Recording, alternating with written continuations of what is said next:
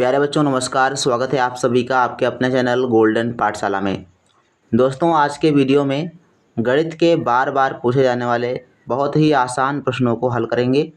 और ये प्रश्न बच्चों आपके बिल्कुल भी गलत नहीं होने चाहिए, क्योंकि कुछ प्रश्न जो होते हैं बच्चों, एक दो प्रश्न हर वर्ष ऐसे आते हैं जिनको आप देख करके आसानी से उत्तर दे सकते हैं। तो आज के वीडियो में ऐसे ही प्रश्नों को देखेंगे। आप सभी लोग वीडियो को लास्ट तक जरूर देखिएगा। साथ ही चैनल पर नए हो तो चैनल को सब्सक्राइब कर लीजिए और वीडियो को अपने दोस्तों के साथ ज़रूर शेयर कर दीजिए। आइए शुरू करते हैं वीडियो को। सबसे पहला प्रश्न बच्चों है, ये पूछा गया 2013 की परीक्षा में, और ये कहता है कि भैया x की पावर 0 का मान होगा। ऑप्शन दिया गया है x, ऑप्शन 2 दिया गया है 1, ऑप्शन 3 दिया है 0, ऑप्शन 4 दिया गया है 2। तो x की पावर 0 का मान क्या होगा? तो हमने आपको बहुत पहले ही बताया था कि किसी भी संख्या का अगर घात 0 हो जाए तो उसका मान 1 हो जाता है। तो ऑप्शन नंबर इसका सेकंड सही जवाब हो जाएगा। 1 इसका आंसर होगा। कितनी भी बड़ी संख्या क्यों ना हो, अगर उसकी घात 0 लगी है तो उसका मान 1 होगा। ये बात आप ध्यान रखेंगे। प्रश्न आपसे ऐसे पूछा जा सकता है। दूसरा प्रश्न है, -3 गुणे -23 का मान होगा। अब यहाँ पर देखो 2014 में प्रश्न पूछा गया है और इस प्रश्न में बिल्कुल भी दम नहीं है, अर्थात बहुत ही आसान प्रश्न है। तो इसको गुणा करना है आपको। -3 गुणे -23, तो 23 और 3 का गुणा कितना हो जाएगा? 69 हो जाएगा। और 69 में माइनस यहाँ पहले 3 में लगा है और 23 में भी माइनस लगा है, तो माइनस माइनस प्लस हो जाएगा। तो प्लस का 69 आंसर आएगा। इस प्रकार से सेकेंड ऑप्शन आपका बिल्कुल सही जवाब हो जाएगा। जिन बच्चों ने सेकेंड आंसर दिया है उनका बिल्कुल सही जवाब है। नेक्स्ट क्वेश्चन की ओर चलते हैं। 3 नंबर प्रश्न कहता है कि 2 की पावर 3 और उसकी पावर 2 का मान होगा। ये 2015 में बच्चों पूछा गया प्रश्न है। और घातीय संकेतन या घातांक को कड़ी से लेकर के हर वर्ष बच्चों प्रश्न पूछे जाते हैं। हो सकता है आसान प्रश्न आ जाए, तो ऐसे प्रश्न आपको बिल्कुल भी गलत नहीं करने हैं। 2 की पावर 3 का मान आप पहले ज्ञात कर दीजिए। तो हम इसको लिख सकते हैं 2 की पावर 3 को 2 गुणे 2 लिख दीजिए और इसकी पावर 2 लगा दीजिए। तो इसका मान आप गुणा कर दीजिए। तो 2 दूनी 4, 4 दूनी 8, तो 8 का स्क्वायर, और 8 का स्क्वायर कितना होता है? 8 गुणे 8 मतलब 64, है ना। 8 गुणे 8 बराबर 64। तो राइट आंसर आपका हो जाएगा ऑप्शन नंबर बी, अर्थात सेकेंड ऑप्शन सही जवाब है। 64 is the right answer. Question number 4 बच्चों दिया गया है, -5 गुणे -25 का मान होगा। अब यही प्रश्न 2015 में पूछा गया। सेम प्रश्न है, बस केवल अंकों को परिवर्तित किया गया है। तो 25 का गुणा 5 से करेंगे तो 25 पंचे 125 हो जाएगा। लेकिन 125 में प्लस होगा या माइनस होगा? तो माइनस माइनस क्या हो जाता है? प्लस हो जाता है। तो यहाँ पर प्लस आ जाएगा। तो राइट आंसर आपका हो जाएगा ऑप्शन नंबर 3, 125 प्लस का आंसर इसमें हो जाएगा। क्वेश्चन नंबर 5 है, किसी परिमेय संख्या के समतुल्य परिमेय संख्याएं होंगी। कितनी समतुल्य परिमेय संख्याएं बनाई जा सकती हैं? 1, 2, 10 या अनंत। अब ये प्रश्न बच्चों याद करने वाला है, एक फैक्ट है, आप याद कर लीजिए कि किसी भी परिमेय संख्या के समतुल्य अनेक परिमेय संख्याएं बनाई जा सकती हैं, अर्थात अनंत संख्याएं बनाई जा सकती हैं। जैसे हमारे पास 2/3 एक परिमेय संख्या है। अगर हम इसके समतुल्य परिमेय संख्या निकालें तो इसको हम पहले 2 से गुणा कर लेंगे अंशहर में, तो हमको एक परिमेय संख्या मिल जाएगी। 2 से करेंगे तो हो जाएगा 2 दूनी 4 और बटे 3 दूनी 6। एक परिमेय संख्या हमारी ये हो जाएगी। अगर हम और निकालना चाहें तो इसको फिर से हम 3 से गुणा कर देंगे, है ना। 2/3 को 3 से गुणा कर दो अंश और हर में, तो आपकी परिमेय संख्या आ जाएगी 3 दूनी 6 और 3 तिया 9। ये आपकी हो जाएगी। तो ऐसे गुणा करके बहुत सारी परिमेय संख्याएं बनाई जा सकती हैं, जिनको समतुल्य परिमेय संख्या कहते हैं। क्वेश्चन नंबर 6 है, वह प्राकृतिक संख्या जिसका केवल एक गुणनखंड होता है। तो वो कौन सी संख्या है जिसका केवल एक गुणनखंड होता है? तो देखो, अभाज्य संख्याएं जो होती हैं उनमें 2 गुणनखंड होते हैं, और एक संख्या ऐसी है, फोर्थ ऑप्शन आपका सही हो जाएगा। एक ऐसी संख्या होती है जिसका गुणनखंड केवल और केवल 1 होता है, इसके अलावा नहीं हो पाता। जैसे 7 का गुणनखंड अगर बात करें तो 7 आपकी स्वयं की संख्या 7 तो हो ही जाएगी, और 7 × 7 ये 2 गुणनखंड इसके हो जाएंगे, 7 और 1। कोई भी अभाज्य संख्या स्वयं से कट जाती है और 1 से कट जाती है। अच्छा, 1 की बात आएगी तो 1 केवल स्वयं से कट सकती है, मतलब 1 से ही कट सकती है बस। तो इसका मतलब है ऑप्शन नंबर 4 आपका सही जवाब हो गया है। क्वेश्चन नंबर 7 कहता है कि सबसे बड़ा धन पूर्णांक है। सबसे बड़ा धन पूर्णांक यानी सबसे बड़ी संख्या कौन सी बनेगी? तो जाहिर सी बात है कि सबसे बड़ी संख्या बनाई नहीं जा सकती है, होती ही नहीं है। 0, 1 करोड़, 100 करोड़, उपरोक्त में से कोई नहीं। तो ऑप्शन नंबर 4 आपका सही जवाब है। इसके बाद है क्वेश्चन नंबर 8। 23, 75, 109 में 7 के स्थानीय व जातीय मान का अंतर ज्ञात कीजिए। इम्पोर्टेंट प्रश्न है, आपसे प्रश्न यहाँ से बन सकता है। स्थानीय मान 7 का पहले निकाल लीजिए, तो 7 का स्थानीय मान हो जाएगा 7 और 7 के बाद में 4 जीरो रख दीजिए। 4 अंक हैं 7 के बाद, तो 7 के बाद 4 जीरो आप लगा दीजिए इसमें, तो 4 जीरो लग गए। अब कहता है कि स्थानीय और जातीय मान का अंतर, और जातीय मान वही सेम संख्या होती है, सेम अंक होता है। 7 है तो 7 का जातीय मान 7 ही रहेगा। तो 7 इसमें क्या करना है, कह रहा है कि जातीय मान का अंतर मतलब घटाना करना है, तो घटा दीजिए। तो 10 से 7 घटेगा, कितना बचेगा? यहाँ पर बचेगा आपका 10 से 7 घटाओगे 3 बचेगा, और यहाँ पर आपका बचेगा 9, फिर 1 जीरो के नीचे 9, फिर 9 और यहाँ पर बचेगा 6। तो आपका आ जाएगा 69,993। 69,993 आपका राइट आंसर है ऑप्शन नंबर 3 में। ठीक भैया, बिल्कुल राइट आंसर आपका थर्ड ऑप्शन हो जाएगा। जिन्होंने थर्ड ऑप्शन लगाया है उनका सही जवाब है। Question number 9। 0.3 टाइम 0 512 का घनमूल क्या होगा? अब देखो यहाँ पर दशमलव संख्या का घनमूल पूछा जा रहा है, तो 512 का घनमूल आपको आना चाहिए। 512 का घनमूल क्या होता है? 8 होता है। 8 ढाई 64 अट्ठे 512। अब घनमूल है तो इसमें 3 3 के जोड़े बना दीजिए, तो 3 का जोड़ा बनाएंगे तो 3 के 2 जोड़े बनेंगे, यानी कि जो दशमलव होगा वो 2 अंक पर लगेगा, इसको ध्यान रखना है। ऐसे ही आपको डिसाइड कर लेना है, तुरंत जानकारी हो जाएगी। तो 8 तो आ गया 512 का घनमूल, ठीक, और 3 जीरो के लिए 1 जीरो यहाँ पर लगा देंगे, यानी दशमलव जो है वो 6 अंक पर लगा है, तो इसके घनमूल में 2 अंक पर दशमलव लगेगा। तो ऑप्शन नंबर आपका सेकंड सही होगा, 0.08। क्वेश्चन नंबर 10 कहता है कि 5,000 का 30% क्या होगा? 5,000 रुपये का 30%, तो निकाल लीजिए। परसेंट ज्ञात करने का बहुत ही आसान फार्मूला है। क्या होता है? x का a%, x गुणे a बटे 100, बस, यानी 5,000 लिखो। इसके बाद क्या करेंगे, गुणा लगा देंगे, का की जगह पर गुणे का निशान, और 30 लिख देंगे, बटे में 100 कर दीजिए, यही आपका परसेंट होता है। बहुत ही आसान तरीके से आप प्रश्नों को कर सकते हैं। ये काट दीजिए, 2 जीरो कट गए नीचे, 2 जीरो ऊपर। अब 3 से 5 में गुणा कर दीजिए, तो 5 तियाँ 15, और 5 के पास में इधर 50 था तो 0 1 बचा, और 30 में आपका 0 1 बचा, तो 1500 आपका राइट आंसर हो जाएगा। ऑप्शन नंबर 3 आपका बिल्कुल सही जवाब है। क्वेश्चन नंबर 11 कहता है कि एक बस 40 किलोमीटर प्रति घंटे की चाल से टी घंटे चली, बस द्वारा चली गई दूरी क्या होगी? तो 40 किलोमीटर प्रति घंटे की चाल से चल रही है और टी घंटा चलती है, तो बस द्वारा चली गई दूरी बताइए।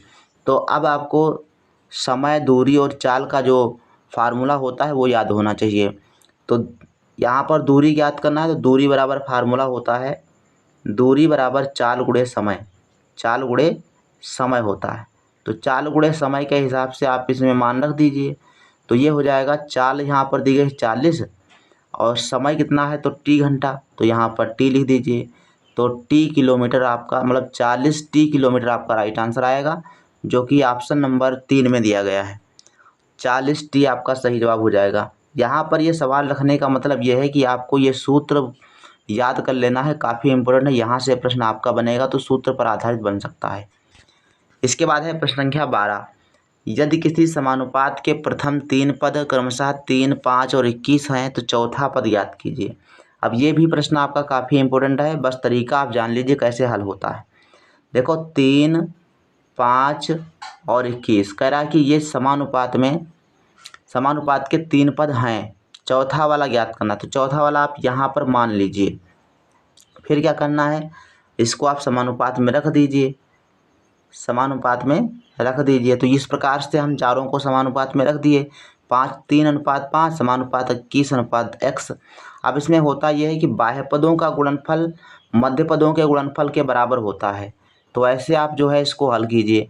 तो बाह्य पदों का गुणनफल करेंगे तो 3x हो जाएगा, इधर आपका 3x हो गया, बराबर 5 का गुणा 21 से कर देंगे तो 21×5 105 हो जाएगा, 21×5 105। अब 3x बराबर 105 को हल कर लीजिए, 3x बराबर 105। इसको जब आप हल करेंगे तो x बराबर आपका आ जाएगा 105/3। 3 से काट देंगे 105 को तो आ जाएगा आपका 35, 3 105 होता है। तो 35 आपका बिल्कुल राइट आंसर होगा, ऑप्शन नंबर फर्स्ट हो जाएगा सही जवाब।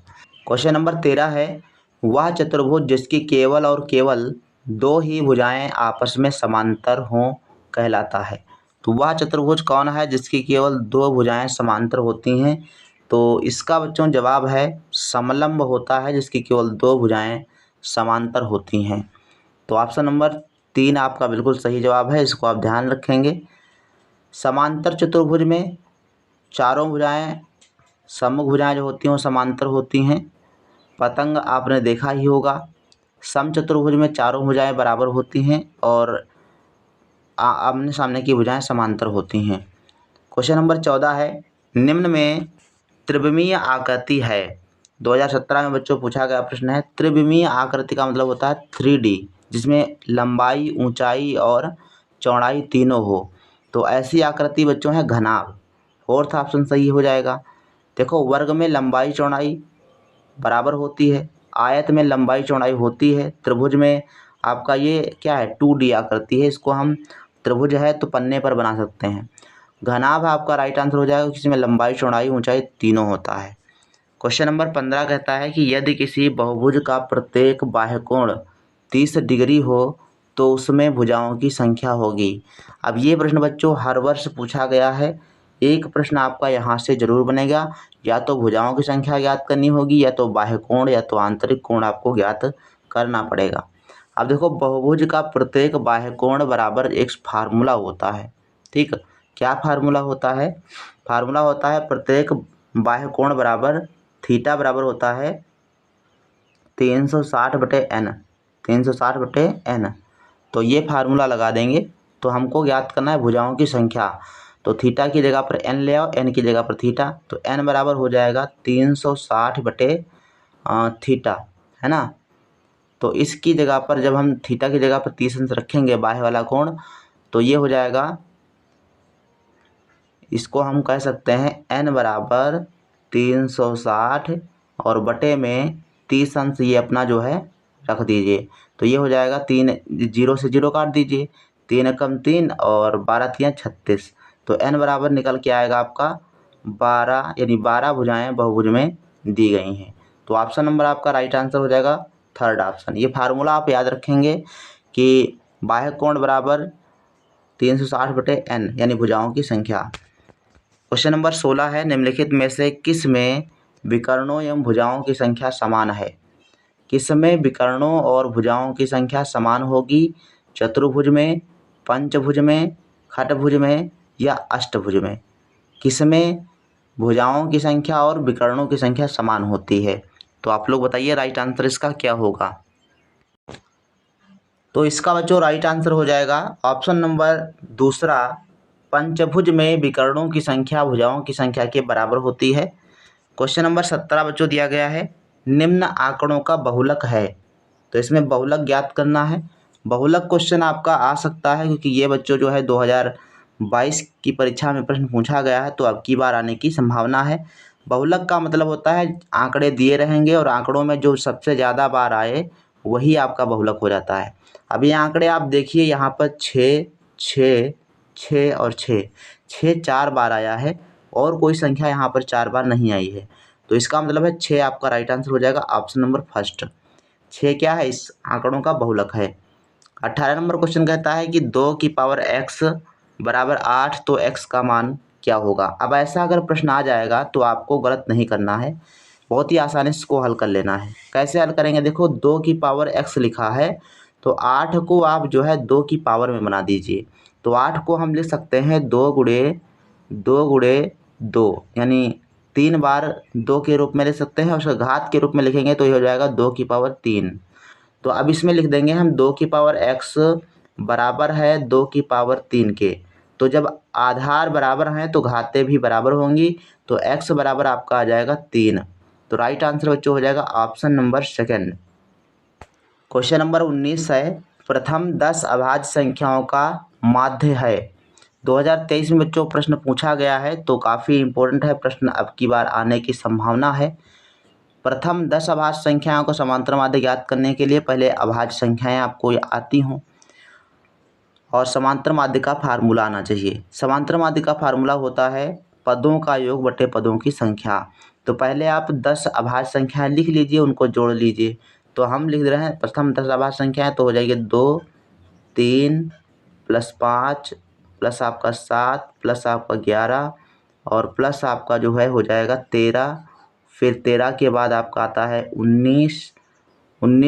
17 यहाँ पर रहेगा, 17 के बाद 19 के बाद 23 और 23 के बाद आपका आ जाता है 29। तो ये संख्याएं होती हैं प्रथम 10 अभाज्य संख्याएं। अब इनका जो है 10 से भाग लगा देंगे, तो इसका जो है टोटल योगफल जो आएगा वो जो आएगा 129। कितना आएगा, 129 आएगा। 129 को अगर 10 से भाग करेंगे तो 12.9 आपका आंसर आ जाएगा। तो ऐसे जो है इस प्रश्न को हल कर सकते हैं। कोई भी संख्या दे दी जाए, चाहे प्रथम अभाज्य हो, चाहे प्रथम सम संख्याएं हों, चाहे प्रथम विषम संख्याएं हों, चाहे 10 हो या 5 हो, माध्य ज्ञात करना है तो उतनी संख्याएं लिखो, जोड़ दीजिए और उतने से भाग कर दीजिए।